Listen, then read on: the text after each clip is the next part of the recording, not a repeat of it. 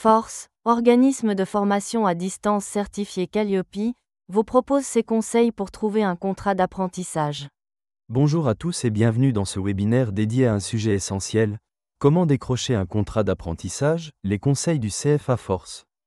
Il est compliqué pour les candidats de trouver un contrat d'apprentissage et la concurrence entre eux est rude. Les entreprises recrutent moins, les primes à l'embauche ont baissé. Les CFA n'acceptent que des candidats qui ont décroché un contrat d'apprentissage. Que vous envisagiez un BTS ou un titre professionnel, voici les conseils du CFA Force en 7 étapes clés.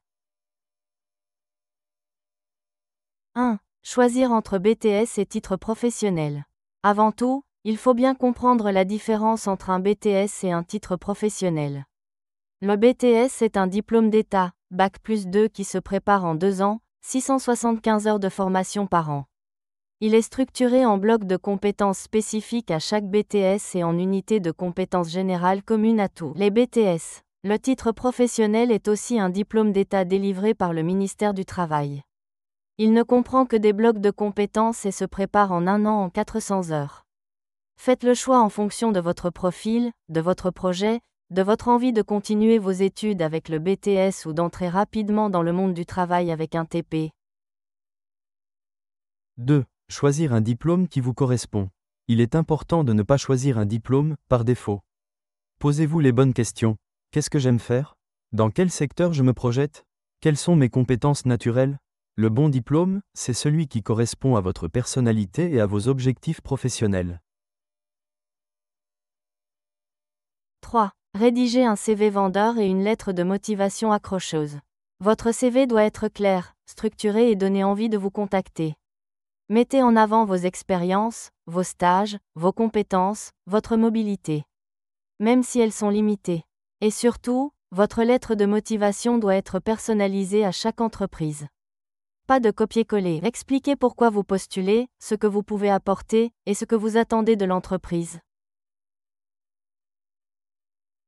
4. Mettre en avant votre présence quotidienne dans l'entreprise.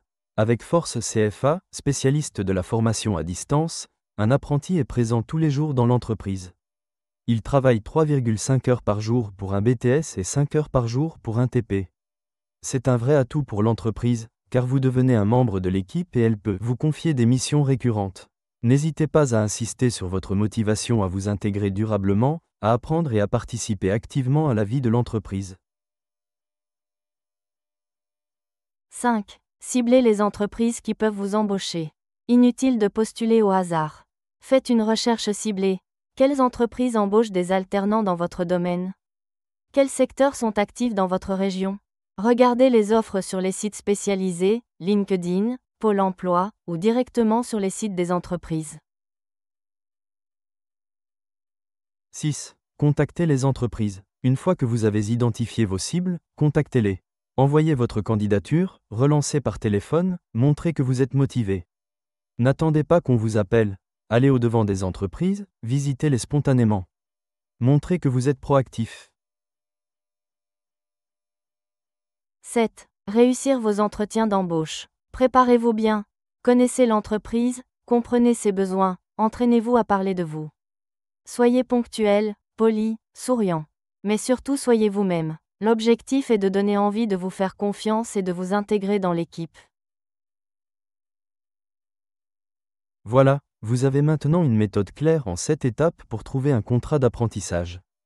Si vous suivez ces conseils avec sérieux, vous maximiserez vos chances de succès.